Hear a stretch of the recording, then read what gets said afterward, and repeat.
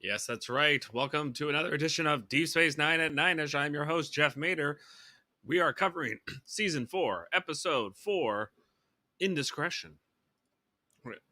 No, it's Episode 5, sorry, because you count the first one. Anyway, Indiscretion.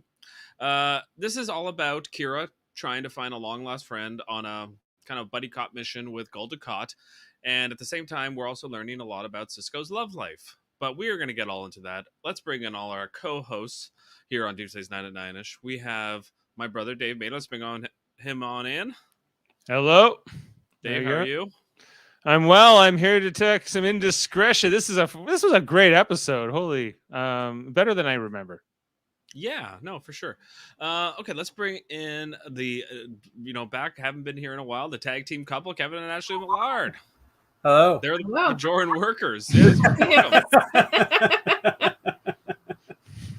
It's unclear whether or not they tried to break out of this this ship. This, what was it called? The Ravenok? The Ravenok. Yes, in my notes. Bajoran workers, your attention, please. Okay, and finally, but not leastly, we have Jaemeel Robinson. Let's bring him on in. Jaemeel, what's up? So excited. Are you indiscreetly ready to talk about Indiscretion? Indiscriminately, yes. All right, great. Fantastic. Okay. So this is kind of a Kira episode, but I think we're going to walk away from this episode thinking that this is a Sisko his love life kind of. It's a Sisko Cassidy Yates episode, I think, hidden under all the stuff with Zial, and this is the introduction of Zial. So we kind of get to learn a little bit more about Gul Dukat and what motivates him, which is also fantastic. So I think Kira and her whole storyline is kind of like the least important of what we learn in this episode, but I digress. Dave, what are your initial impressions of this episode? Okay, like a couple things about this. Like, I think that this was great ensemble building. I think that this keeps a lot of momentum in this season, which has had a knockout episode after knockout episode so far. I think that they've given Marco Limo even more of this recurring role, this antagonistic rogue, and this time pairing him up with Major Kira on this side mission where they're forced to go on sort of be unlikely like partners on this mission. I'm getting some echo. I don't know. We have to go some echo cancellation. Hold on. Do you get any now? No, that's better. Okay, yeah. So, I just think that this and also conversely in the Sisko storyline with Penny Johnson as Cassidy Yates, she continues to establish why she deserves to be a recurring character in her own right. She is a strong presence, I think, to Benjamin Sisko's character. I think a good balance. I think they. I don't think it's easy to play against Avery Brooks. He's kind of got a weird energy, but somehow she makes it work. And so he's got a lot to learn about women, Dave. Oh, he's got a lot to learn about a lot of things, but it's a big step. That's a big step. It's a big step. You didn't say that. Big step. It's a big step. Right. Very big step. Speaking of relationships, let's go to the Bajoran workers in the bottom right-hand corner. What did you guys make of the whole Cassidy Yates Sisko dynamic in this episode? Did you like it? Yeah, I always like it. I like Penny Johnston. She's amazing. I've liked her since Larry Sanders Show. That's where she learned to act, I think, against someone like Avery Brooks, because that cast is full of eccentric people. And her story is good. She's strong. She needs to be strong. Whoever Sisko's with needs to be strong and kind of powerful. And she is. Ashley? I like their storyline. The fight felt real. It didn't feel like they were just shoehorning something in. It felt like something that an actual couple would have a disagreement over. Like her just not understanding the way he worded things and him maybe not wording them the right way. The only thing I'm missing from their storyline, and I wish was included in the episode, was that we got to see the actual conversation between Nog and Jake about their relationship. I would have loved to have seen them sitting at a table drinking root beer and talking about Cisco's relationship. Nog and I thought about it. Opportunity missed. Actually, Yeah. now that you mention it, I would have liked, instead of Cisco and Jake talking about it, Cisco and Nog. Nog going Yeah. I like how you asked you goes, You talked to Nog about my relationship with Cassidy? Okay, Jaemeel, chime in here. What do you got? I know you got a lot in there. Why is he so surprised that Nog is involved with this relationship? Half the station knows, had like intimate details about what's going on to the day of their relationship. So, Nog's just another one in the pile or so. Yeah. Yeah. Does that give Cisco a little bit of hesitancy to like bring him onto his crew later on? He's like, damn, he knows all about my sex life and stuff. And this is not good. You got to keep him close. Yeah. Yeah, because like Dax is really the only one that kind of really knows the intimate details, I feel like, about Cisco's like whether he likes it or not, she's always up his business. What's going on with Cassidy? What's going on with your relationship? How's it going? Is she moving in yet? Are you getting married? Yeah, like this was the first time I saw Julian kind of in that circle, and I do think that's important to note here because coming off of Hippocratic Oath, I think that they were really trying to make Bashir a little bit more of an important character and not less the lame duck of the show. So I think that's all that comedy stuff. I love Quark in this episode, and we'll get to that, but it feels like like a black and white cookie almost here in this. Look to the cookie. Look to the cookie, where we have like a very dark storyline going on with Kira and Goldacott, and like we're literally digging up graves, and we're talking about Bajoran prisoners breaking out of concentration camps and stuff. Really dark material, and then we go to this light stuff that is like super bubblegummy. So it's a complete polar opposite, but it works in this episode. So okay, let's kind of get into the Bajoran mission of it all. So the episode starts here with this guy named Razka messaging Kira saying like he's in the Badlands, he's found a missing piece of metal, a scrap metal from this missing ship called the Ravenok, and yeah, here he is. I don't know. What do you guys make of Razka? Quick thoughts. Come back to me in a second. I want to say something about him. I can only think of his role in Total Recall when I see this actor. Yeah, that's where he's from, right? Oh, I want to mention that. I knew him from something, and he was also wasn't he in? Jane said he was the guy from the Next Generation episode who plays that strategy game. Yeah. Oh yeah, yeah. Right, with the little fingers against Data. So I think he's been in a few things. He pops up. His choice of hairstyle is radiant. I will say that. He works in the Badlands. He doesn't have time for hair products.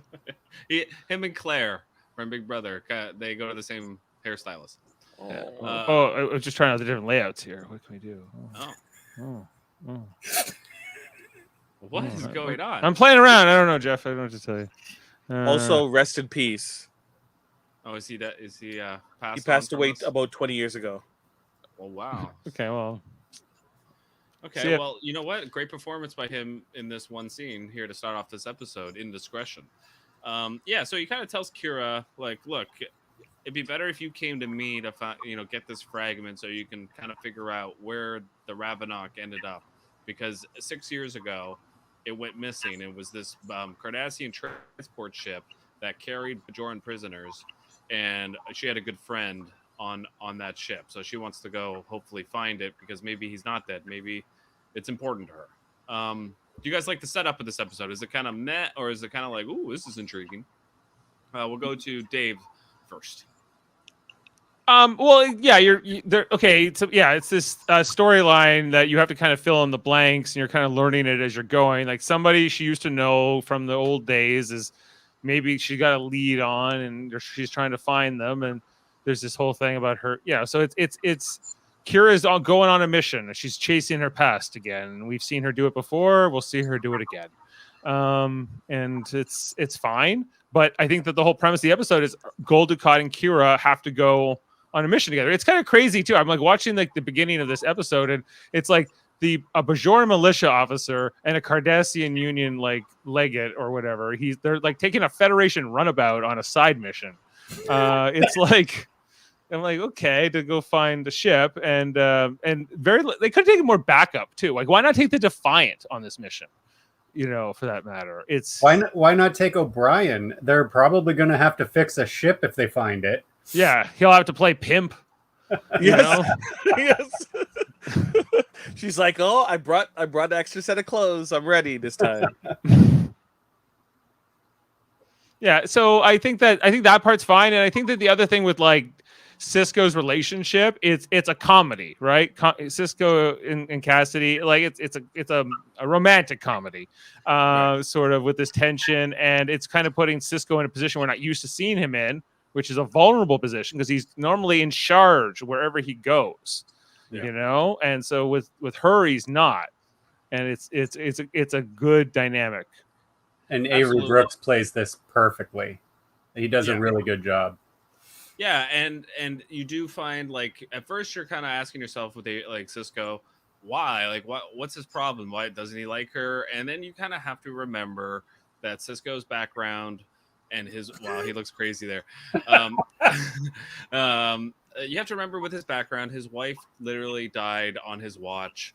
You know, it was all the Wolf 359 and I'm sure you have the sound clip, Dave, of Jessica No.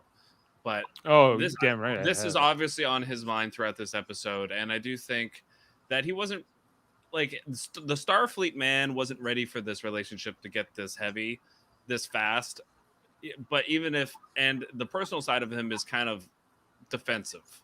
So I do understand his motivations, but I don't think I did like until it gets to the end, because he doesn't really explain it. But you have to kind of take into context what happened 3 seasons ago at the beginning of the show. And we've had Jessica come on in the Mirror Universe and stuff. So we've had some reminders. Jennifer. Damn it! We just can't leave her here. That could be his great Arnold Schwarzenegger impersonation as well. We can't just leave her here. The guy from Total Recall is in this episode, and we can't leave her. We got to get to Cohagen. Yes, Cohagen. Paprikash. It's not Hungarian stew. Maybe he is a big fan of Arnold. I don't know. Maybe. Okay, so the other scene I really, really enjoy is right after the credits here, we get a conversation between Sisko and Kira about the whole setup of having Gul Dukat coming on to this mission. So basically, because it was a Cardassian ship and that went missing, and Kira's found new evidence to go find it, Sisko tells her that the Cardassians have gotten whim of this. How? I say Garrick. I mean, I don't know about you guys, but how else did the Cardassians find out about Kira's mission here? Our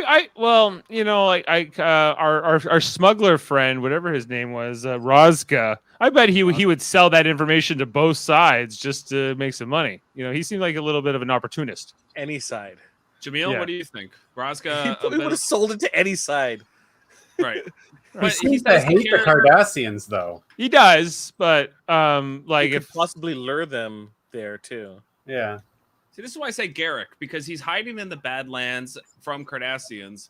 I don't see him selling it to the Cardassians, so I feel like it had to have been Garrick, but we don't see a Garrick. It's more likely that Gul Dukat somehow had he was watching for this situation to ever arise. He had a Google alert if anything with this ship came up, and on the Obsidian Orders like intelligence buzz line, and he was. And he was right on it because it was such a threat to his reputation, his position. That's kind of what the whole episode's about. And this whole thing about Cardassian society, and we see the ramifications of this because it's not just like, well, and then I accepted her and I didn't kill her at the end and it was all great. No, he's like, his wife divorces him and he becomes estranged from his other 7 children, and there is fallout from this, like he explains. But he does it, and he loses his job too. Basically, he becomes like a freighter pilot captain after this. Next time we'll see him. So it's kind of like he gets it's this great like humbling of him right before he has this amazing like heel turn, next season where he's going to like we're gonna like feel sympathy for him, and it's only to turn around like Razka says, it almost makes you forget. He was forcing these workers to death like 5 years ago, strip mining Cardassia, right? Like it almost makes you, you almost remember he's like, oh, he's a good guy, Dukat. No, I definitely agree with Dave on him thinking that it was just Gul Dukat that had feelers out for this situation arising, because I don't think that the Cardassian government would care. I think if they found out, they were like, whatever, it happened 6 years ago. The ship is obviously crashed. It was lost. It's a bunch of like Bajoran workers that we don't care about. Who cares? Yeah. And he had a motive to go because if Zial was alive. Exactly. Yeah. Right. So no, it definitely makes sense that maybe he was maybe he has some sort of a spy on Deep Space Nine, and he was monitoring transmissions. And I think that I don't think Garrick spies on Bajor. I feel like it could be equally possible though that Garrick found out and called Gul Dukat to gloat.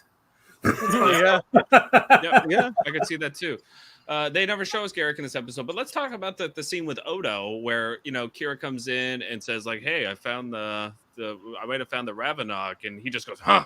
And she goes, "I know what you're gonna say." And you go, blah blah blah blah blah. You think it's wrong? I shouldn't do this. This is a lost mission. He goes, "No, I wasn't gonna say that at all. I was just gonna say good luck."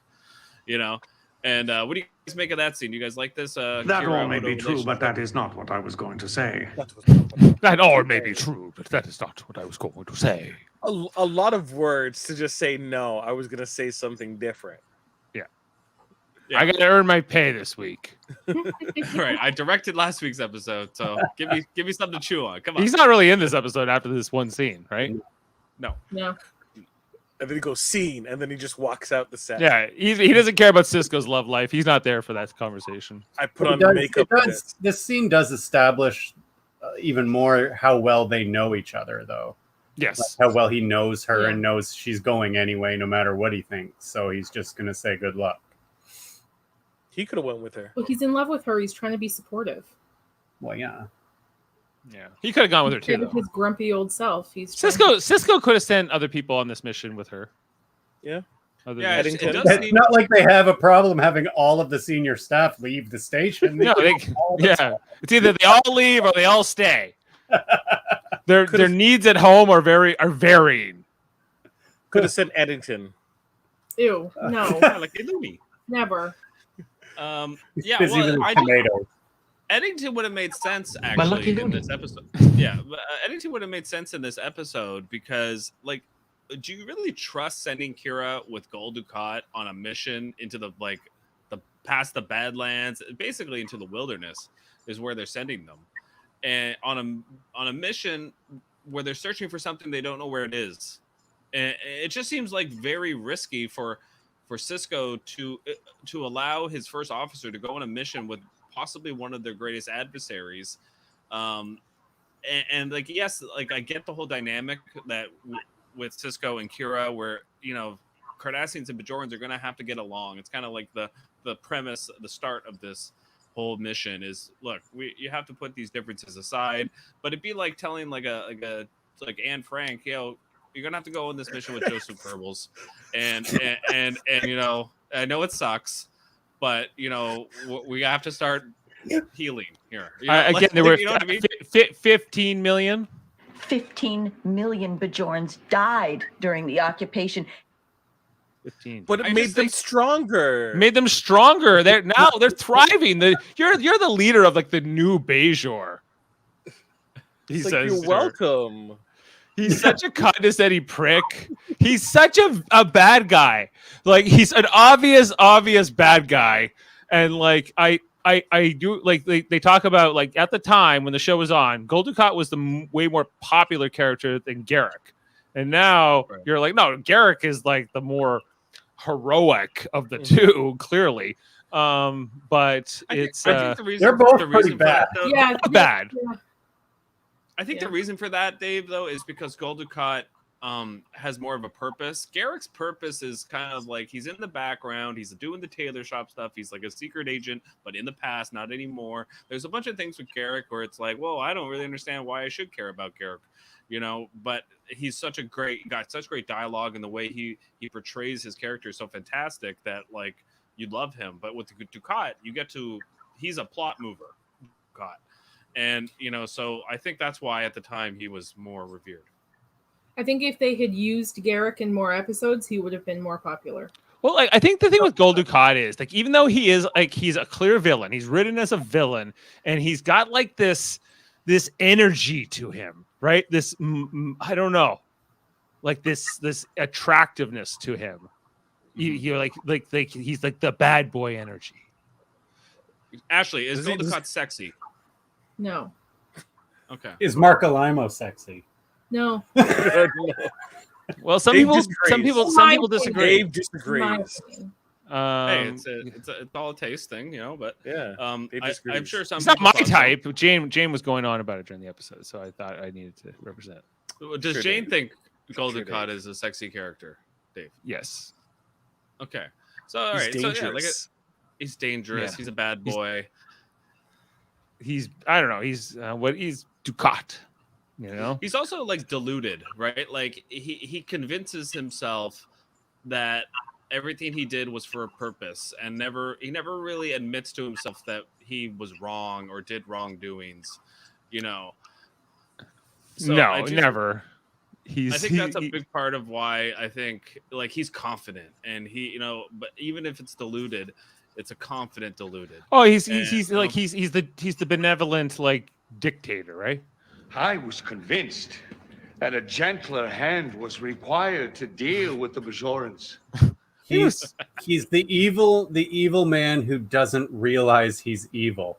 And that's why he's a great villain. He's a great he's not a mustache twirler per se. No. That's why they were able to so successfully give us that small arc where you're watching and going, are they going to redeem him? Like they started this arc where you're like, maybe they will make him a good guy. They don't, but it made it more believable. Yeah. That maybe they were turning his character around and making him someone that was going to be good. Well, I think that if you look at the character, I think like I kind of compare it to a recent show, Loki, like where he says nobody's ever truly good, nobody's ever truly evil. Even the most evil people are the most good people. Like that, there's always bad actions and good actions amongst everybody because that's what being human is. And Jaemeel, I'd like to throw it to you. Like, do you kind of see like that's a foundation of good story writing? It is. It has to be. If your enemy is completely evil, and it kind of takes someone out of the believability of that character. There needs to be motivation for actions. Now, you might disagree in how they approach whatever spurred that their reaction, but you can at least understand it, right? And understand that conflict when our hero collides with that individual, right? Even someone who we don't even have that much details about their past, like the Joker. We don't know what led up to the point, but you can see it's rooted in a thought process that that must have like grown from something else, right? So, yeah, that's how I feel. Absolutely, Jaemeel. Dave, do you kind of feel like that Gul Dukat? Do you start to like him in this episode? Because I think up until now he was kind of a little bit more one-noted, but this episode really starts to change that narrative. I think like he is a complex character, like, and that's why he's interesting. But he is clearly a villain. But he's a sort not redeemable. But he almost does have this arc, and I think his energy and his charisma are undeniable for me. Like I think that they find this dynamic, these unlikely bedfellows, if you will, between Kira and Dukat. I think this whole thing with Naprem, this relationship with Zial's mother, I think at the time I was like, oh well, maybe he has this softer side, and maybe he can be somebody. But then when you find out later on in the episode that comes like in season 6 that he was kind of like he had like a whole bunch of Bajoran mistresses, and he was kind of like he had a kind of one act he did for years and years, it kind of changes that part for me. What about this little bit of dialogue here where Dukat says to him, I actually think that the occupation was actually quite good for the Bajorans. And she goes, which part? The massacres or the strip mining? And he goes, I don't want to debate the merits of the occupation. It's like literally You're a politician.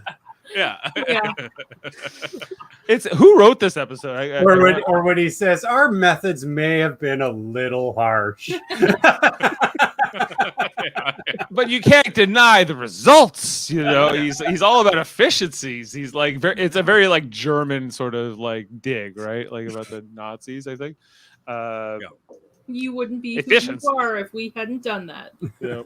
Right. Exactly. Yeah. Like all these different things with Dukat, like, yeah, you're right. He's written as a villain, but at the same time, you want to understand where he's coming from because he's charming. He has an ability to even like be like, Kira, come on, like, she's like, I just want to sit here and not talk the whole trip and screw you. And he's like, okay, all right, we'll do that. Okay. Even his answer to that is awesome. As much as it pains me. Fine, I can do it. And she's like, okay, maybe I can work with you. I like when they get to the planet and it's like, I do realize how fragile you Bajorans are. Like, jeez, come on. Just physiologically speaking, of course.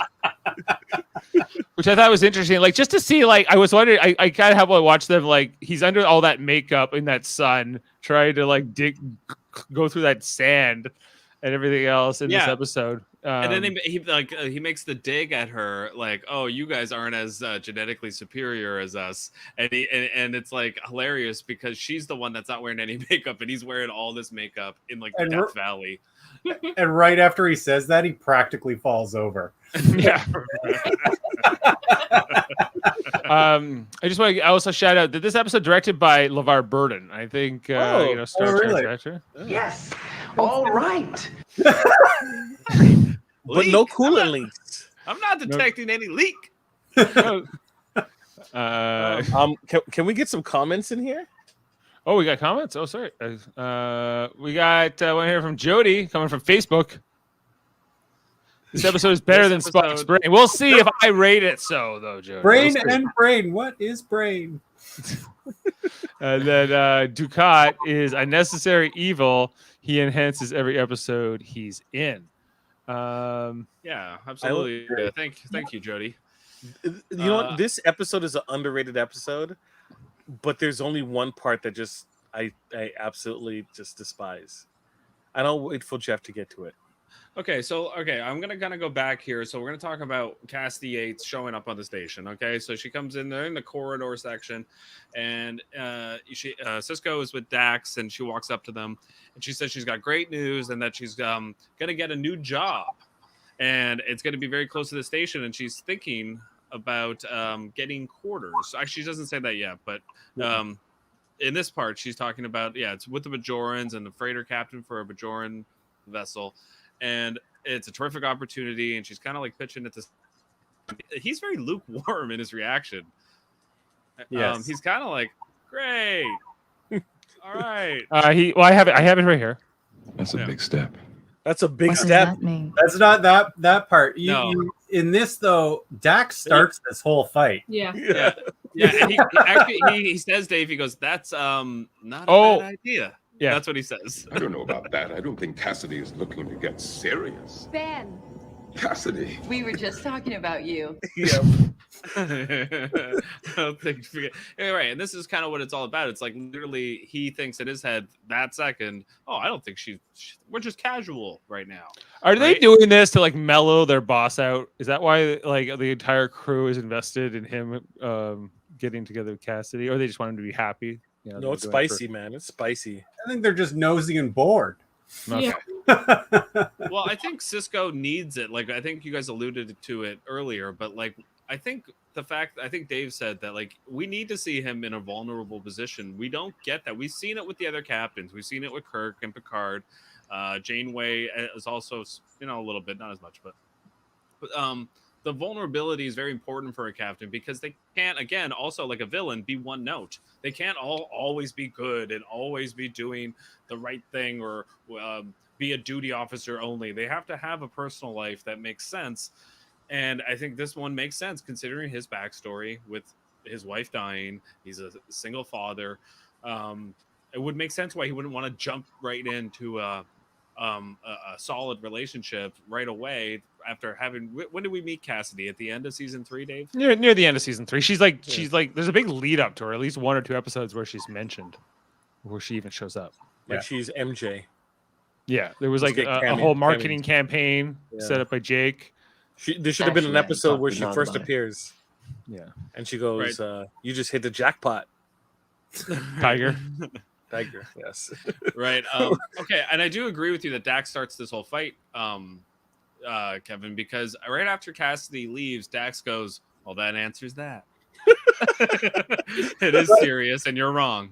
But also she says to Cassidy, "Where are you going to be living?" Right. Yes. Maybe you should get quarters on the station. Well, she just said, "Why did you move in with Ben now? Have babies, beautiful babies together." Yeah. Come on. Yeah, it's exactly what's going on. For sure. I love the scene also at Quark's with when he's talking to Bashir and Dax about it. Yeah, it could have been worse. He could have said, "It's a very big step." You didn't say that, did you? Right. Well, we're gonna get to that anyway. Yeah, we're gonna get to that because my favorite moment in that scene is Quark, and just his whole description of women is so hilarious and fantastic. And I don't know if they could get away with that. Enemy. Treat them accordingly. But it always makes me laugh when Quark goes off on these tirades about the Ferengi do the wife thing the best. Like, this is how you're supposed to treat the women. This is what they're supposed to do for you. But that's not what Quark likes. He is always going after non-Ferengi, strong-willed women. He thinks he does protest too much? So, yeah, he does. He talks about Ferengi women all the time, and this is what you're supposed to do with women. But that's not his love life in any way. But he lies to himself. He's always looking for women that are like his mother. Yes. Right. Yeah. Who is kind of against the whole Ferengi culture of things, which makes sense.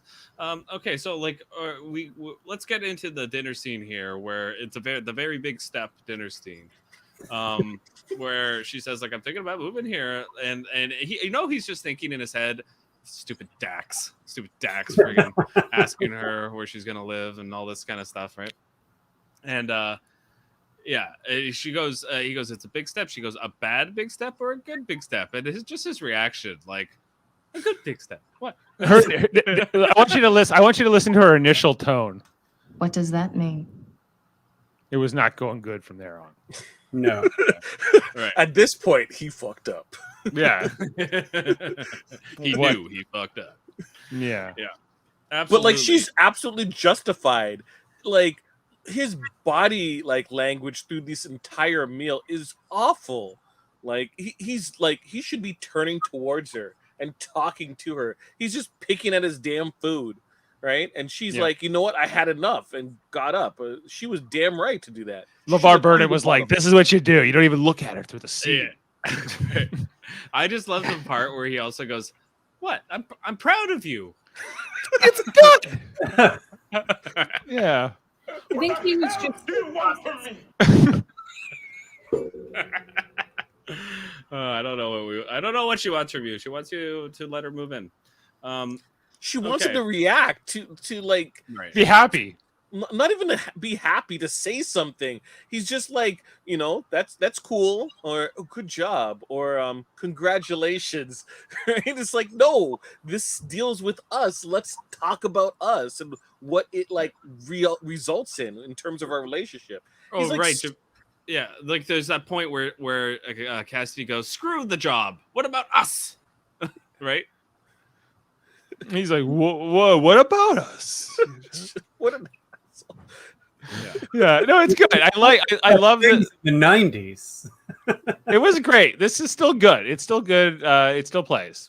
Oh yeah. But here's my thing, and I'm going to stand up for Cisco a little bit here. She had just gotten to the station and sprung that news on him that day.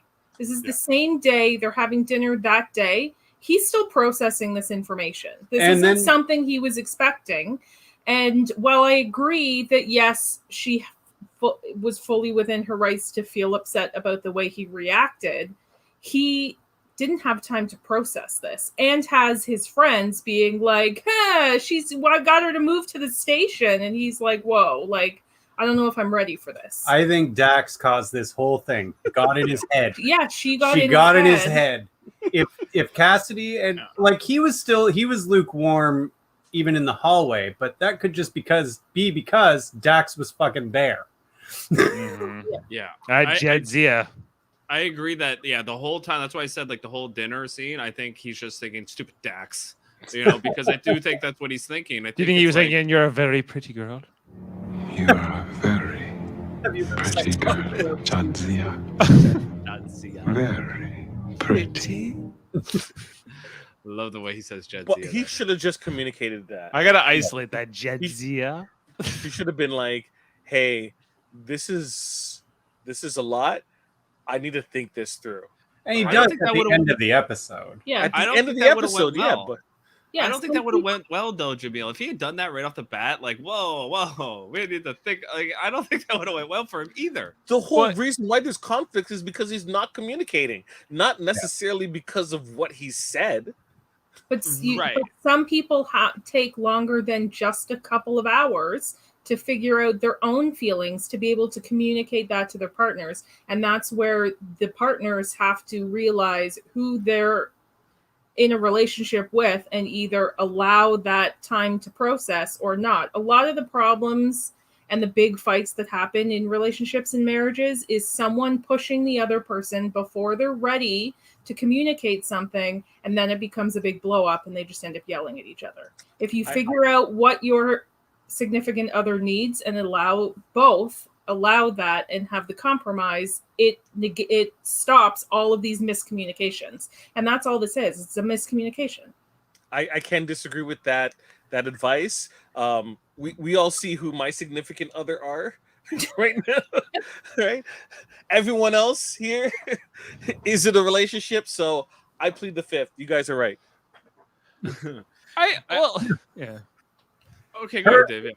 I think I can sympathize with Cisco a little bit. Yeah, like maybe he's going a bit slow, and it's like everyone around him thinks this is good for him, and he's a little gun shy. So they feel like all he needs is a nudge. Maybe that's true.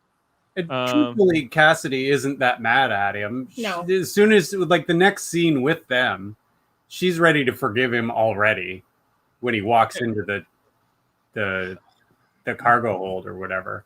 Yeah.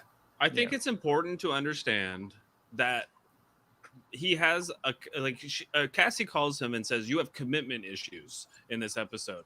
And I don't think that's necessary. Like, it is the truth, but at the same time, I think what the problem is Cisco is concerned about feeling the deep sorrow and hurt that he's already felt with getting his former partner, his wife, killed.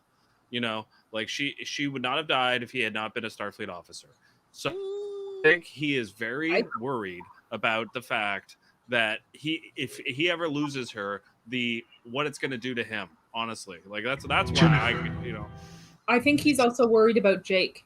Jake is the one who set this relationship up. He's super into this relationship. He gets very excited anytime she's there.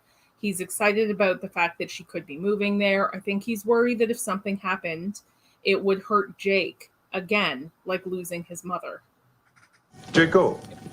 And these are all valid feelings that Sisko has, and I do think that Cassidy and the rest of the crew are kind of being insensitive to that history that Sisko has. You know, and the thing is, like, maybe he does need that push. Maybe you're right. Maybe it's been 6 or 7 years since all that, right? Like, and he did casually hook up with like Mirror Dax and Mirror Kira on a whim. So he like commitment Those aside. were flings. But Those there's were commitment there. He's going back. It's fine. It's not commitment. That's just a one night stand. Yeah. I know. He's had casual relationships. He's fine with that. That's incognito mode, Dave. Right. When you move to the incognito mode. When you move to the station, it's a big step. Okay, let's talk about the scene where Dukat and Kira meet up with Razga Karn, smuggler, thief, and black marketeer. Dukat calls him.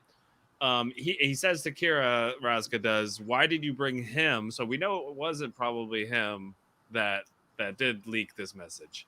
And they kind of have a nice back and forth. I think. Dave, what did you make of this scene with Razga? Good scene. I thought it was really like the whole. We talked about it a few times. Almost makes you forget that he was, working Bajorans to death 5 years ago, and that he was doing all this like nefarious, evil, like war crime worthy kind of stuff. But now here we are, and and in this season, especially season 4, Dukat is the most like their unlikely ally, right? Like, like this former enemy turned now unlikely ally, and so they're building into that. Right. So they find out that like it's definitely from the Ravenok because Dukat confirms it. And then it was the Ferengi who actually found this piece of metal, not Razga. And he had to bribe them to find out what system they came from. And it was the Dozaria system. So that's where they know they have to go. And so that's kind of the end of that scene. And there's an M planet. Barely. There's an M. Barely an M planet. It's a desert planet. It's almost. I guess it's L. It's L class. Not quite M. Yeah. L and a half. Okay, so they're all, so they find this desert planet, and like we already talked about how he said the Cardassians invigorating. Yeah, isn't it? I just like could fight the heat. Now here, they love the heat, but they don't like brightness, right? Cardassians, they like the dark. Yeah. So they're from a planet that's really shady and hot. Yeah. Yeah, it's kind of odd. Why is he not wearing sunglasses? Yeah, no one wears sunglasses. Well, we like sunglasses are a rare thing in Star Trek. Only Commodore O rocks sunglasses, Jaemeel, on Star Trek Picard. If they were ever to wear sunglasses, it would have been this episode in this scene. Like really, like they're basically like I remember them talking about this scene specifically in What We Left Behind, talking about how TNG always got to go to these lush, beautiful California vineyards and stuff, and Deep Space Nine was like, "You're going to Death Valley. You're going." It was always a crappy on-site location that they had to go to. I like. Well, how come then Starfleet, like when like Ezri and Sisko were like searching for the prophets or whatever, they got like desert Starfleet uniforms with like they were desert built, but like not these. Not Dukat and Kira, or they can't even replicate something from the runabout. That would be. They didn't have any gear in the runabout. That just seems. Yeah, their costuming and like the equipment they're carrying is a little minimalist for sure. It looks a little bit. Were they worried that the runabout would run out of like energy to search the planet by hovering above land? Why did they have to walk it? Too much interference, Jaemeel. That's what Kira kept saying. I don't recommend it. Too much interference. That's transporting. We can't scan through it. We can't transport through it. We can't fly through it. Another reason they should have brought O'Brien. Yep. Yeah, he would have figured something out. Yeah. Okay. Or he would have crashed the ship. Yeah. Well. Yeah. And then shot the one thing. Shot the cure to and prevent the Dominion War. Maybe. Yeah. Right. He only would have been able to beam up one person at a time. So he's useless. Right. Oh, Dukat, sorry. Have had 2 Dukats and then left a Dukat on the planet, and you never know. Okay. Transporter duplicate. Transport a duplicate. Okay, let's talk about the. We alluded to it earlier, but the Bashir Dax giving Cisco a hard time scene, where it's like, "That's all you said? A big step?" Well, it could have been worse. You could have said, it's a very big step. You didn't say that, did you? I don't think so. Well, that's good anyway. Right. It's ambiguous, open to interpretation. Jaemeel, how much do you love this scene? I do. I love the ending the best, where it's like, Dax, your honest opinion. It's a big step, a very big step. Yeah. It's a great little. It's very well acted. I like the writing. It's good, fun. It's witty. I love Cisco because he's just like this the whole time. He's like, yeah, okay. Like Yeah, he's just. It's he not knows what a they're gonna position we're say. used to him seeing him in. Shell shocked. No. Yeah. He's met his he's match. He's indifferent to the fact that he knows their opinion and he doesn't want to hear it. He knows they don't understand where he's coming from in this whatsoever, and so it's like it's tough for him. He's just like, Well, all right, don't worry, Quark's here. I don't recall asking your opinion, Quark. Well, maybe you should. Maybe you should. Let's talk about this because this is my favorite part of the episode. Because his whole thing. Like, do you have the whole? I have thing a good part of it where but You humans. Women are the enemy, and we treat them accordingly. that's kind of what that's the whole point. But I don't have the whole speech. She asks for more gifts. Take back the ones you've already. I don't suggest that, by the way, to any of you. If your woman leaves you, that's what holosuites are for.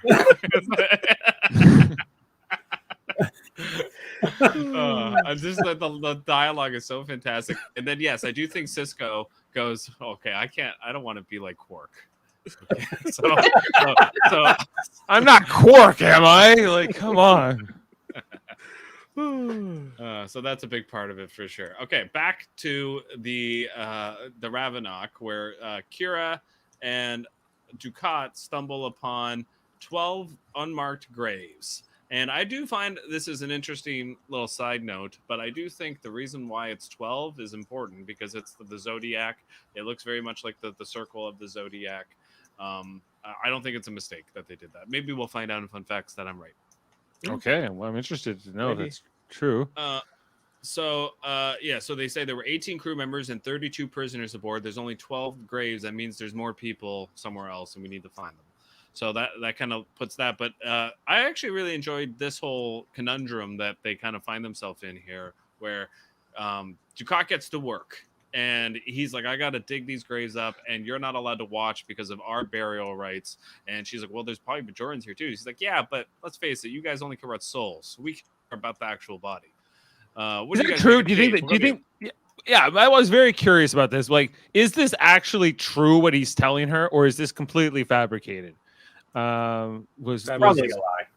I don't think it's fabricated. I do think it's based in reality. I do think that he's correct, but I think Kira is kind of like, all right, well, like, fine, like what's the harm in him doing all the work, digging? I'll go hack the computer. You can dig the up 12 people. Yep. Yeah. Right. Yeah. Well, that's what she says. Like, I'll go do the she's like, you're gonna need the codes. He's like, I already got them from the Bajoran command. Nice. He's like, nice. We're working together. Impressive, Nereus. Impressive. Should have fist pumped or something. You prepped. You sent an email to Bajor. They emailed you back some codes. Good job.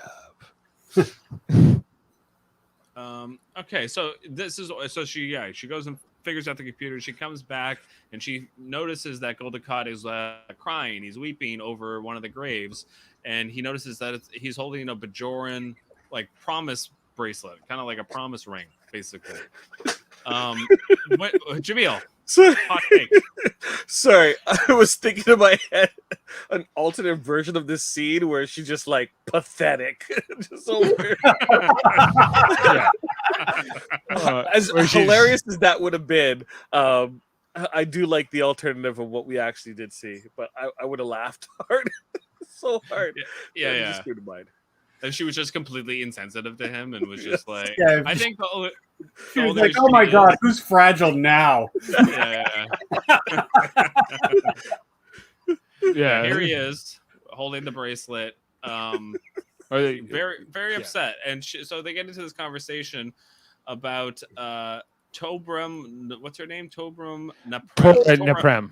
Yeah, Tora Naprem. And yeah, so she's like, whoa, what's going on? Like, like, okay, lots of Cardassians had Bajoran mistresses. You're no different. He's like, no, it wasn't like that. We loved each other is basically what he says. And she goes, what? Like the leader of the occupation was in love with a Bajoran? Like, again, Yeah, he's like, I had your mom years ago. Ah! Yeah. But it would be like a Nazi being in love with a Jew. Like it would be, and then still doing, like, putting people in concentration camps. Like it's like it doesn't compute. There's stories of this from World War II and other times in history. Like it happens, but I'm sure, yeah. But it's tough. It's tough to wrap it around your brain sometimes because it's the ideology usually seems to trump love, but I think that's the point the show's making, that love actually will trump it, and then you have to scramble. And then he has like he does have a heart of sorts, so he does have emotions, and he's not one thing or the other. He's kind of complex. Do you think Kira kind of starts to forget kind of how horrible he is in this moment? And a bit. I think she becomes way more sympathetic to him throughout this episode. Oh, yeah, it won't last, but it starts. There is a bit of an arc here. Yeah, it's also the other scene where he sits on the thing. Right. Okay. Well, let's get there. So basically, they find out that the Ravenok was shot down by 2 enemy vessels, and there was some sort of ionic trail, and they go on they're walking to go find where the rest of the people are, and they go into a cave to settle down for the night. So she says, settle down, sit down, and then he sits down on some sort of a spike, and it goes right up his ass. Okay. This is it. This is it. This is the scene. Jaemeel, go. What the hell was this scene? Right? Like, it's been a long time since I've seen this episode. I was just flabbergasted at the choices in this scene where they just I'm like, is there laughing gas? Are they gonna get knocked unconscious? They were just laughing hysterically for no reason. It was not that funny. It wasn't. This was funny. Jaemeel, when he's standing up and he's going like this. Yes. When he's going like that, that was pretty funny. No, that was funny as in, oh my gosh, what the hell are they doing with this episode? Yeah. And she's just behind. He's like, it doesn't even work. No. I got that first 2 parts. Ah! What is it? Oh, I don't know. I sat on something. Oh. Let me see. Let me see. I'm the nurse here. I will inspect your buttocks. Mm-hmm. Nurse Nerese. Oh, get it out. Well, keep still and let me see what I can do. Get it out. Get it out. This is going to hurt. Get to the top. Hurts. Just take it out. If you say so. No. They should have done an Austin Powers in the tent scene moment here where some Bajorans walk up and they hear what's going on in this cave and they're like, what is going on in there? And it's like, oh, get it out. Get it out. Oh, yeah, get it out. It's up there. I think this scene is huge for their relationship. It's a big bonding moment for them. I think it's definitely cheesy. It could have been a good scene if they weren't laughing so hysterically. Yeah. Well, I think I do think Kira laughs like this on purpose because I do think she's laughing because almost like an uncontrollable tension, because she's on this mission with this guy who she hates, and I don't think she's laughing in a friendly way. It's a laugh of almost. Well, I'm staring at him rub his butt, and he got his in my face. I just pulled a huge spike out of his ass. It's not where she expected to be probably on this particular Tuesday, but here she is. Right. This one's for Bajor. Right. Okay, so yeah, so then he tells Zial, right after this laughing fit they kind of have, and that's when the episode kind of changes, where he says, "I have no choice, but I'm gonna have to kill her," based on what we said. Like it'll ruin his family life with his wife and his 7 kids, and maybe his occupation, and everything with all that kind of stuff. Is on his mind, and this is the whole purpose of this mission, was to come do this. If she's alive, I'm gonna have to kill her. I think he was hoping to find her in those graves, and she wasn't there, and now he's on this mission. But he tells her on purpose. I think he tells her because he doesn't want to do it. Yeah. So he's wrestling for what he thinks he kind of knows there's 2 outcomes: either he kills her or he doesn't, and he doesn't know what decision he's going to make yet. So he's trying to do the right thing, in a sense. He's struggling with his morality around it. There's also just what's generally accepted in his society, and what's expected of him. I think he really enjoys telling people his evil plan. Yes. It's true. Yeah. He is a Bond villain a little bit. Yeah. Yeah. Monologuing. Yeah, so then they leave the cave and they're on this walk, and he says, "You don't have to take her back to Cardassia. Let me take her back to Bajor. No one has to know that you're the father." And he kind of looks at her. He's like, "What kind of life would that be for her? Your people have never exactly welcomed Cardassians," which is true. I do think it would, but it's better than death. How bad is it going to be on Bajor, though? Really? Wouldn't she be in one of those nursery camps that we saw before? Is Bajor the only planet in the entire fucking galaxy? Remember when those refugees, Skria, they didn't want to go to another planet? And now Zial, her choice is Cardassia or Bajor. That's it? Right. That planet that the Skria went to live on. Couldn't you even find an island on that planet that they're not even using and go live there? Yeah. Maybe it's the fact that she's half Bajoran, half Cardassian. Those are the only places she could maybe look at as home. Like, for her to go to Earth would be a little odd, or have the Rishenkos adopt. It's a big galaxy. You fly far enough away, no one's gonna know what species you are. She could join the Maquis and grow some tomatoes. That's yeah. Work if you can get it. I was literally just about to make that joke. Yeah, why not put her on one of those planets that Cisco bombs? You know how hard it is to grow tomatoes? She specifically wants to be with her dad, though. Yes. Yeah. Well, she said that. Okay, we'll get to that, but she does say that. I dreamed about you coming to save me. Her mother's dead. She knows her mother's dead because she was with her. So what does she have left? Right? You have to look at it from Zial's point of view too. Okay, so for sure, it's not hard. Well, I mean, it is kind of hard to think the father that abandoned you on this planet, that hasn't come to save you since. It is kind of odd to think that she's hoping for this. I would have thought it would be the opposite. I dreamed about you coming, and I never wanted you to come. She does allude to that too. All the Cardassians told her that he would try to come kill her. Right, and that's why I keep coming. Some of this is not necessarily all on him, because if this is what the expectation of him is, then there's sort of it's not justified, but it's you can understand it a bit more. But he's resisting that tradition or whatever. He doesn't go along with it. He's a rebel. But if he truly did love her mother, then I'm sure for the first 13 years of her life, he was nice to her. So she grew up with memories would have grown up with memories of a nice father. Maybe he wasn't there all the time, but when he did see her, he would be nice to her. He was too busy with his son. And for my son, for all our sons.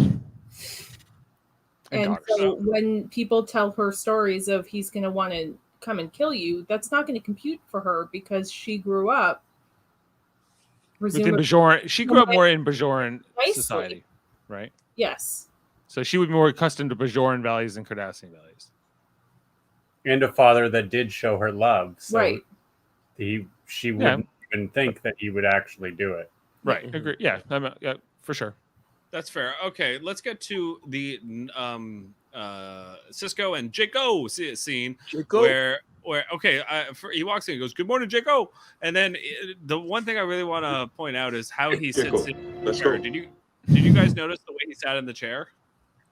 Did you do a Riker maneuver? He did a Like Riker maneuver. Yeah. Yes. Yep. You didn't notice that? No. Oh, I noticed it immediately. Yeah, he did. He didn't do the full Riker where he goes over the back of the Over chair. back, no. But he goes over it's an abnormal way to sit in a chair. Yeah, Like, he put his leg over just like the flat part of the chair and then sat down. Back issues, maybe. Yeah, Well, it was the I Riker think- variation. You do the scene 15 times. Do you really want to sit down the proper way? It's an easier way to get it It's done. also about how those you have to put those boots on with the stirrups or whatever. There's something about the costuming that sometimes requires that. Maybe he just wanted to look cool. Maybe LeVar Burton was like, Frakes used to do this all the time. Why Yeah. don't you do it? Yeah, Do LeVar was like, try this move. Yeah. Try it. Hey, try It worked- this. It worked on MG. And then Frakes calls him the next. My word for it. Frakes calls him and it's like, "Really? That's my move. Why are you stealing my move?" See, that's funny. I love LeVar Burton. He's awesome. Okay, so Jaco says to Cisco, we ran into Cassie last night, Nog and I, and we started talking about your relationship, because that's what young boys do with their, they talk about their dad's sex life, and Actually, I talked with Nog about it. Talk with Nog about it. And he goes, "You talked to Nog about my relationship with Cassidy?" And he goes, "Yeah, and we think you have nothing to worry about. If Cassidy And we wants think to you change have jobs, nothing to worry about." Yeah, save. If things don't work out, they don't work out. Don't put too much pressure on this, Dad. Just go with the flow. Is kind of what he says. And he goes, "Have you told any of this to Cassidy?" And he goes, "Nog and I thought about it, but we thought it would be better if you told her yourself." He's really like him and Dax are really driving this relationship more than Benjamin is himself. Bashir's in on it too. And that he needs help. There's what all their respective motivations are. It would be fun to speculate on, but yes, they're all in on it. It's a fix. He's becoming a young man and no longer wants to be the center of his father's attention. True. That's probably part of it. So him and Nog can go play Dom John and pick up Dapper girls. And he doesn't always want to be the one he asks to go to a baseball game, Right. Yeah. He's like, she likes baseball. Okay. Get that. So let's go into the Kira and Dukat find the rest of the Bajoran workers.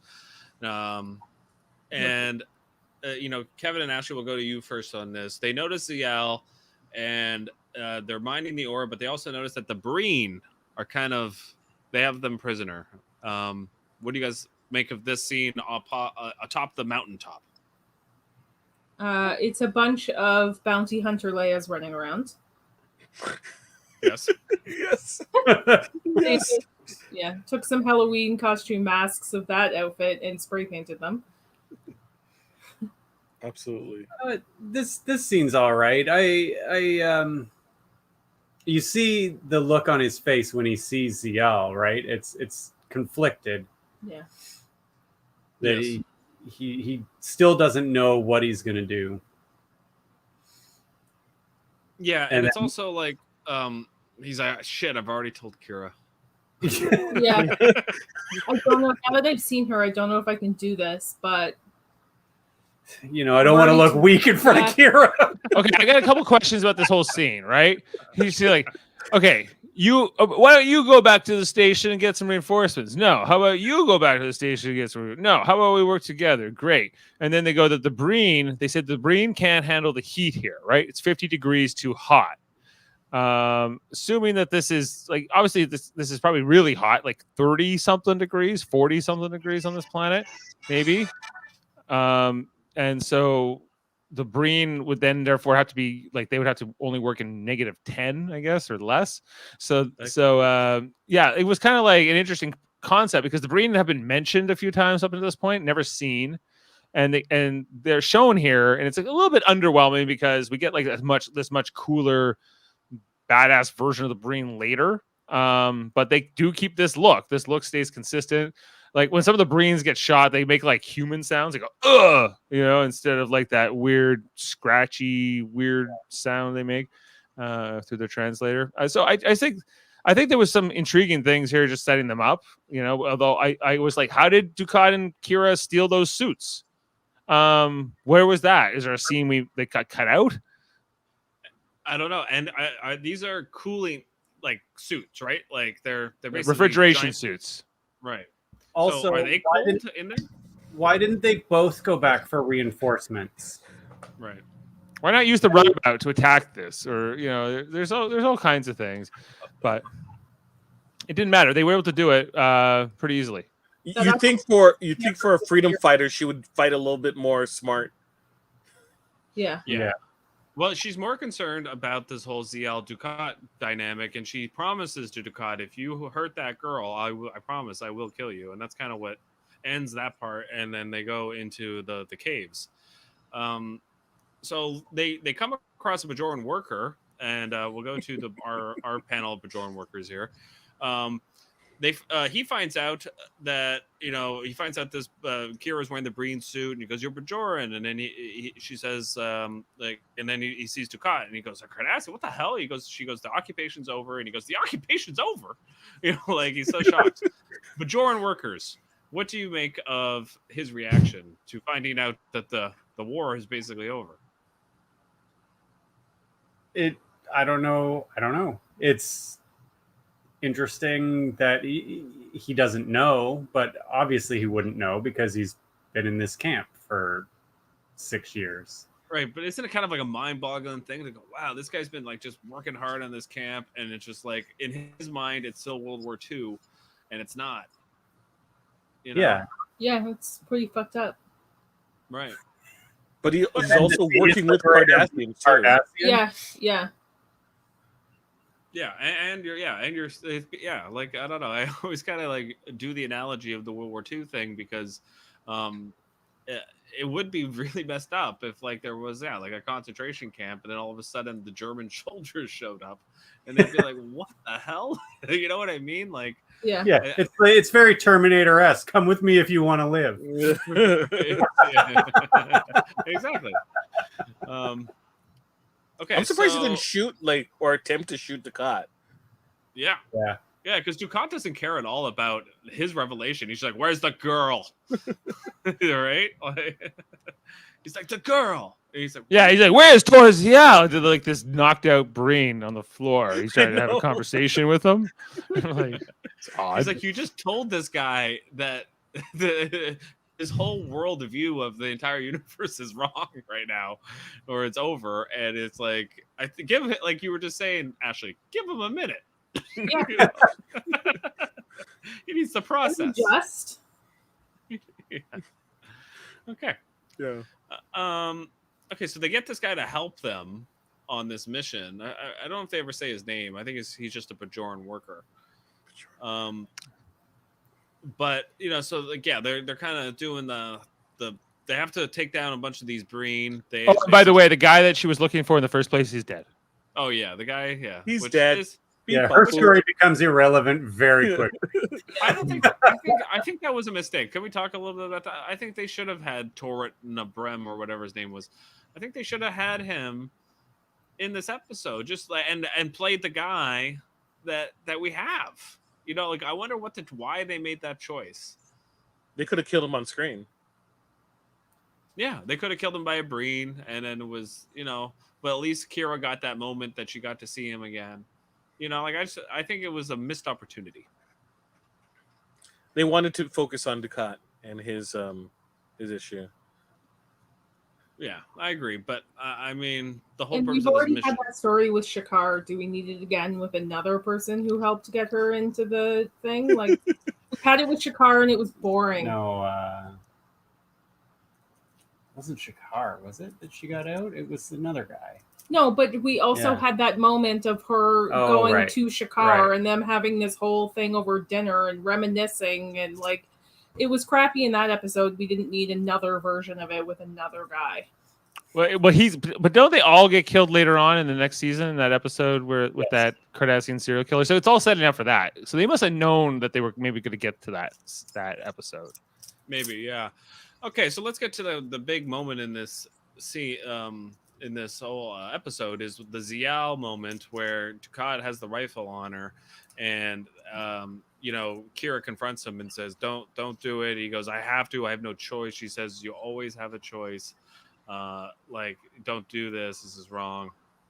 All this kind of stuff, and he doesn't. And again, I think this is the whole idea: are they redeeming Dukat? And it's the audience is asking themselves this question: is he really as bad? Is he one note evil? Does he have good in him? Dave? Yeah. What are your takes on this scene? Well, struggling with whether or not I'm going to phaser my child. I don't know. It's tough. But he makes the right call. So good. I think she's very good in the scene. I think that this is the first of three who plays Tora Zial. I think that he's also good. You believe it. You believe that you believe him. It works. It works well. I think that it was either that because he kind of knows it. And if I shoot her, Major Kira is probably going to shoot me in the back. It's still self-serving, right? It's still self-serving. Self-preservation. All future considerations. I might kill her later. I think, maybe they should have had a moment that was a little longer where he had the chance to do it without Kira there, and decided not to before Kira has that chance, I guess. But again, it's very fitting for his character. But it's also, I think they want to give a certain level of credit to Major Kira's character for helping Dukat make this choice. I think that if she had not been there, he would have done by gunpoint. Right. So it's like giving points to Kira. Okay. I think that's all we need to say about that, as Forrest Gump would say. Okay, so let's go into the Cassidy Yates is packing up in the cargo bay. These two have so many conversations in the cargo bay. It is ridiculous. It makes sense. She is afraid of Captain. I get it. It's just they don't use the cargo bay very often. Thank God Cassidy came onto the show because they got to use this set a lot more. And this is where he kind of tells her like, "Hey, I hear you've been talking to Jake." She goes, "Yeah, that's right. Smart boy, he must take after his mother." There's some good lines in there. Yeah, must take after his mother. Yeah. He goes, "I owe you an apology," which is the one thing that Bashir and Dak said he was going to have to do. So he does. He says he's sorry. And he for says, what? She wants to know for what, though. It's not just right. She kind of is. Yeah, she got a little bass in her voice, no doubt.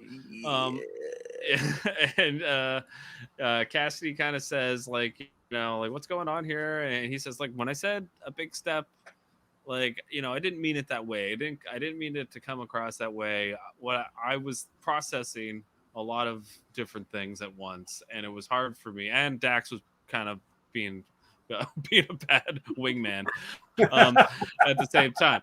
And he kind of said, he's like, I was uncomfortable and a little nervous. She goes, a little nervous. He goes, fine, a lot nervous. Yeah, I like that little moment too. And he kind of just said, look, I didn't expect this to happen this fast. I was a Starfleet officer, a single father, and I didn't expect to be in a relationship like this quickly. And he's like, until I met you. Right? 7 years at this point. It's been a while. Months. 7 more months. It was 3 years before he even got to Deep Space Nine, and it's been 3 years, 3 to 4 since, right? I'm saying it's not that soon. And technically, it's a little bit harder. We also have to put in context. 3 years ago, he basically was right beside her in the wormhole, kind of reliving his moments with her.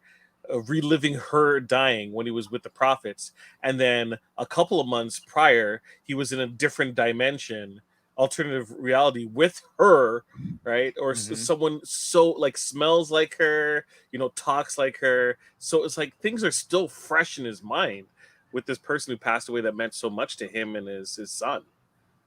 Jennifer. Absolutely. And then she says, look, I'm going to take the job. I'm taking the job anyway, and I wasn't going to wait for your blessing. I'm going to get quarters. You can help me pick them out. And that's kind of like the, yeah, go ahead. Did you notice how like the cargo, like she's picking up cargo containers and it says Cassidy Yates on the cargo thing? Mm-hmm. Yes. I was like, so is this like her brand of cargo? This is Cassidy Yates stem bolts coming to you. Or her containers. She's moving on to the station. Maybe it's her luggage. Yeah. Okay. That's her luggage. And this whole thing was a ruse. Yeah. Okay. And that's kind of the end. He goes in for the kiss, though. Let's talk about that. Like, goes in for the kiss. Total cold shoulder from Cassidy. What do you guys make of that? Right on. He'll be fine. He'll make it. She was messing with him. Yep. Yeah. She was, and I think he knew that. And I think it was kind of like, all right, fine, fair enough. You are worthy adversary. He's like, wait a minute, maybe Quark is right. He followed her onto that ship right after that, and they found a quiet corner. It's fine. Yeah. Right. Okay, so all right, the final scene is okay. I want to talk about this because it's Kira and Dax on the upper level of the promenade. They're walking toward the camera, and they're talking about like, yeah, when Dukat sat on the spike and how funny that was, and like, because Dax asked like, what was the mission like? Was it as horrible as you thought it was going to be, kind of thing? And she goes, well, yeah, but that part was really funny when he sat on that spike. And then literally right when they're talking about Dukat and like they walk up and boom, Dukat's there. And I'm like, there's no way Dukat did not hear their conversation. What, Dave, am I right? It hadn't occurred to me, but it's possible. Yeah, he heard it. She said it loud enough so he could hear. Yeah, she saw because like the cameraman is kind of like walking backwards, and we don't know he's that close, but she can see him. Yeah, she's like, yeah, it was hilarious when he fell on that spike. Yeah, big thing up his ass. Hilarious. Like she's more trolling him than anything. Then he didn't even know how to use a dermal regenerator. He couldn't even turn it on. Lol. Right. So like they see each other, and Dukat goes, "Where's the owl?" Like doesn't even say hi or hello, nothing. Just where's the owl? And he goes, "She's gonna get on the my ship to go back to Cardassia." And she goes, Kira goes like, "Oh, okay. Like, is that gonna be good? Okay for you?" And he goes, "We'll see." Basically, he's like, "I'll let you know." That's kind of the end of this episode. Do you like the way they ended this, Jaemeel? Yeah, it's fine. Although there should have been a question of, like, is she supposed to be on my ship? Did you just try to push her through the airlock and it just happened that you messed up, or there should have been one last joke, one last Major joke Kira? about- There was an accidental, environmental disaster in Ziel's quarters on the way home. Whoops. One for the road. That would have been a very like Oz type ending. Like Oz credits come up. Yeah. Pipe. Yeah. Not too many Oz alumni in Star Trek. There's a few, but not too many. Okay, so let's get into a little bit of fun facts here on Twitch.tv, streaming live. Oh yeah, get it. Go on. We only have a few.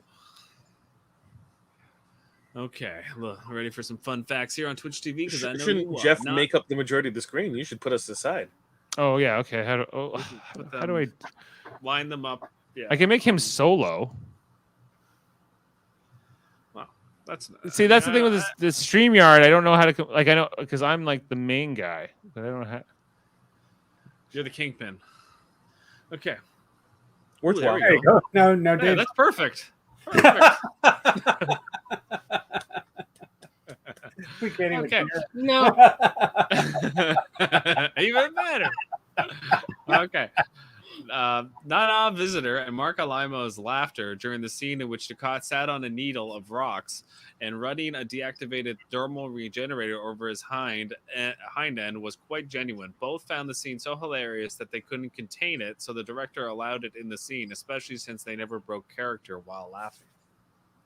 So that's why it kind of comes across that way, because I think it is legitimate and it's not acting. So it's like, whoa, what's going on here? You know? Well, their real laughs seem really fake. Yeah. Yes. Or that they left in. Yeah. Okay. Oh. Days back. Well, I can only do it if I go away, and I wanted to play the laughter. Funny. It's from this angle.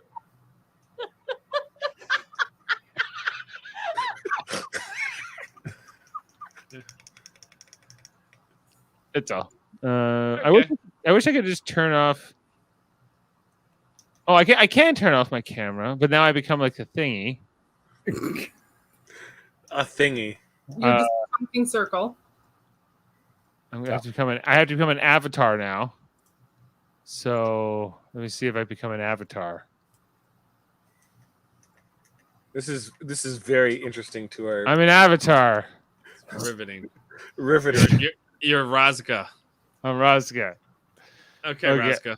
Okay, I'm coming back. Oh, wait. Then I can stop. Okay. Okay, There perfect. you go. All right, we're back. Okay, this episode marks the first ever appearance of the Breen. Prior to this, the Breen had been mentioned numerous times on both this series and TNG as an enemy of the Federation. Speaking of TNG, yeah, this episode was directed by LeVar Burton, who played Geordi the Forge. Coolant leak. Ducat was promoted to Legate prior to the events of this episode, which I do think is something we didn't bring up, that he was literally had just been promoted. And I think that's, again, a part of what's motivating him potentially wanting to kill his estranged daughter. Okay. This is the first appearance of Torziel. After Deep Space Nine's The Way of the Warrior, this episode provides more details of the political changes on Cardassia Prime. Once the Obsidian Order was destroyed in the Dias Cast, the episode where they try to go into destroy the Dominion, the Cardassian dissident movement, first seen in Profit and Loss and again in Second Skin, were able to wrest control from the military, the Cardassian Central Command, and at the same time this episode takes place, a new civilian government had been established, which we found out Ducat abandoned the Cardassian Central Command and went to the civilian government. So, he's an opportunist. Right? Yep. Okay. The exterior scenes on Dazaria were filmed at the Soledad Canyon north of Los Angeles, the same location that had been used for Cardassia 4 in the second season opener of The Homecoming, and which would also be used for the 5th season episode, The Ship, and the 6th season episode, Rocks and Shoals. When they were ever on a desert, they went there. That's where they went, because it was a close drive from LA. Okay, Roy Brocksmith, who played Raska Karn, also played the Zach Dorn master strategist Surna Kolrami in the TNG episode Peak Performance. Well, we already knew that because I told you. Well, that was a detail discovered by Dave. Yeah. Data busted him up. Right. This episode reveals the name of another Kai, Marisa. Yeah. I wrote that in my notes. I was like, Ducat citing scripture. Preach, Ducat. Wasn't it Kai Marisa who said blah, blah, blah? Right. You know? A phaser bank from a runabout can be seen in the wreckage of the Cardassian freighter Ravenok. So that's kind of cool.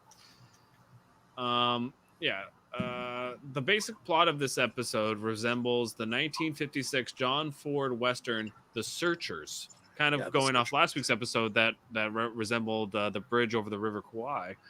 So The Searchers starred Jeffrey Hunter, who played Captain Pike in the original Star Trek pilot. in the cage, and which was a favorite film among several of the writers. Ducat's closing line to his daughter, "Let's go home," echoes John Wayne's closing line in that film, "Let's go home, Debbie." Let's go home, Debbie. I mean, Ziel. Yeah, Ziel. Yeah, that would have been funny if you called her Deb. Okay, the Breen Guard's helmet is very much like, if not the same as, the one that Leela Organa used in her guard disguise in Star Wars Episode 6, Return of the Jedi in 1983. Also, the guard's armor resembles that of a stormtrooper. Yeah, it's a weird, like to Ashley's point, it's kind of a weird look, but they found some junk hanging around. They're like, we're gonna throw this on. Yeah. Star Wars wasn't using it at the time, that's for sure. Yeah, just give it a spray paint. No one will notice. Yeah. It had been like 10 years since anything Star Wars had been made and at all. So, they probably weren't too worried. They were making the Ewoks cartoon. No, okay, fair. Sia this is finally Sia Batten, who plays Torziel, went on to play Irina on Star Trek Voyager, the episode Drive, and Navarre on the Star Trek Enterprise episode Bound. So she, even though she was the first of 3 to play Torziel, she went on to play other roles. There she is. But why? I wonder why they went with another Ziel later on. She was so good. Just better actress, maybe, or just what they wanted, or different She dynamic. wasn't available. She had to be out. She had to be able to have chemistry with Garrick. It's true. Right. Okay, well, that's it for this episode of Deep Space Nine and Nine-ish. Join us next week. No references to ratings. specific numbers. We gotta do ratings. Oh, there was no 47 reference in this episode. I'm Darn. sorry, it's a disappointment. All right, well then let's get into the ratings. Kevin, it's not a 10, right? I know you like season 4. It's pretty damn close, but no, not a 10 this go around. Okay. Would be without the laughing. See, exactly. Okay, Jeff, you want to start us off for Indiscretion? What's your rating? I'm gonna go 8.6. I like it more than last week. Okay, I'll give this something like that, 8.5. I'll give it an 8. It would have got an 8.5 if not for that one scene. 9.5 for me. Wow. Okay. 9.5. Same for me. 9.5. Yes, I knew it. The streak is broken, Kevin.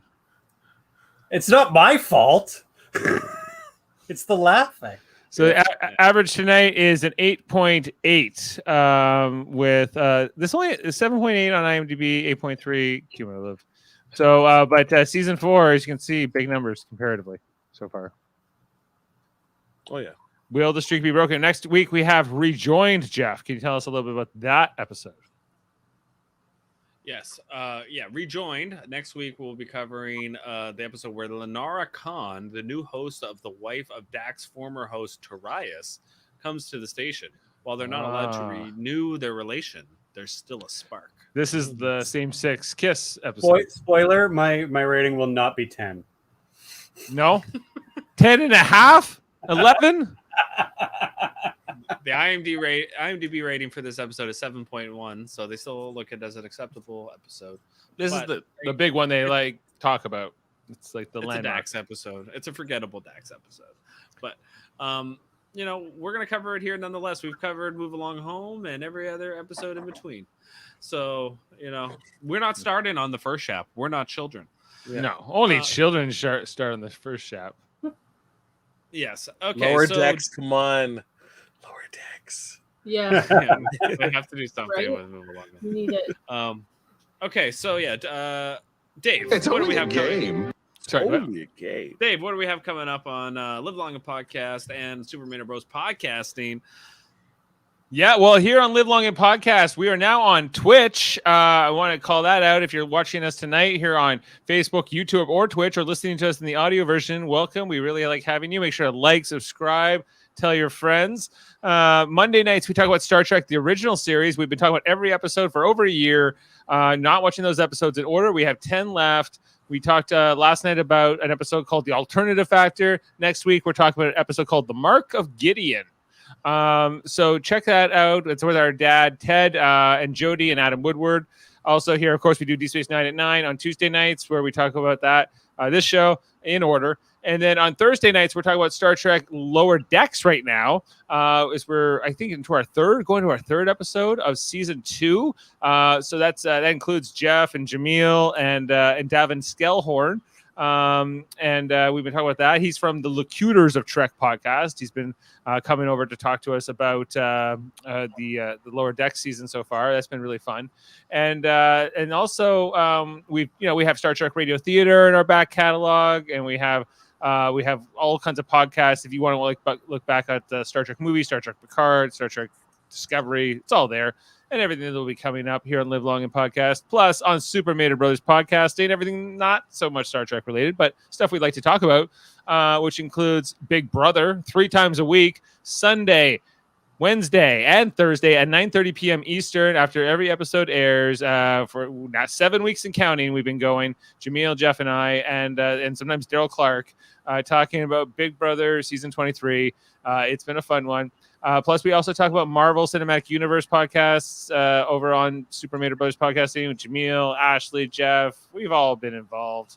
Next week, I think we're doing Shang-Chi. We gotta get something scheduled for that. Okay. So you guys going to watch it on either the Thursday or Friday to broadcast it on the Saturday? Well, we haven't even figured out when we're doing the podcast yet. But yeah, we have to figure out when we'll see it. Have you bought your tickets yet? Because it was pretty tough.